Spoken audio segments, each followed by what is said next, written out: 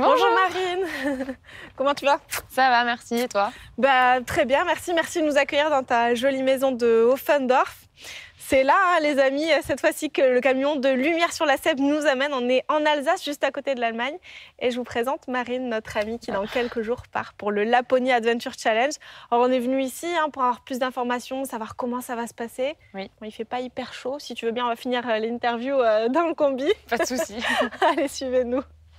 Marine, est-ce que tu peux nous expliquer ce que c'est là, ce que tu vas faire, ce Laponie Adventure Challenge? Oui, alors en fait, c'est un raid où il y a plusieurs disciplines, dont la course à pied, le vélo, enfin du coup sur la neige, donc il y aura des gros pneus, c'est pas du fat bike, et la course en raquette à neige. Et donc ça dure combien de temps? Alors c'est du 2 au 5, et puis du 2 voilà, au 5 janvier. Pardon, ouais. Et donc toi, tu as décidé de partir pour une association? Oui, c'est ça, pour Alsacep, donc qui est l'association alsacienne pour les patients atteints de sclérose en plaques. Et donc toi, tu as été diagnostiquée de la CEP, tu avais 18 ans, c'était en 2011. Et est-ce que tu peux nous parler des symptômes justement que tu as eu, de la forme de cette CEP? Donc les premiers symptômes, c'était des vertiges persistants, ainsi qu'une vision double, donc une diplopie, ça s'appelle. Et voilà, donc suite à ça, ma maman m'a emmenée consulter le médecin qui nous a par la suite emmenés aux urgences parce que ça ne passait pas. Et voilà. Et donc en fait, ma sclérose en plaques, c'est une sclérose en plaques rémitante, récurrente comme on appelle. Alors Marine, toi tu es infirmière. Le fait de faire partie du corps médical, est-ce que tu penses que ça t'aide pour appréhender la maladie? Je pense pas parce que quand je fais une poussée, je reste patiente et avec mes angoisses, mes peurs. Et donc ces poussées dont tu nous as parlé, est-ce que tu as réussi peut-être à analyser dans quelles circonstances elles arrivent?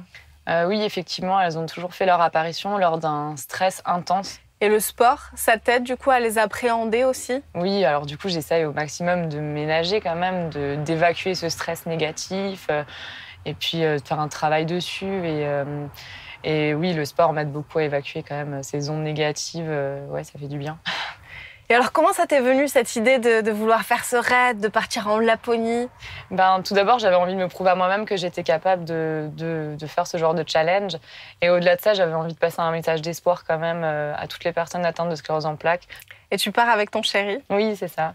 Oui, c'était important pour moi de partager ça avec quelqu'un avec qui je suis très proche. Là, du coup, avec mon chéri, forcément, ça va encore plus nous souder. Et donc, au niveau médical, est-ce que tu as un suivi particulier par rapport à cette compétition ou pas?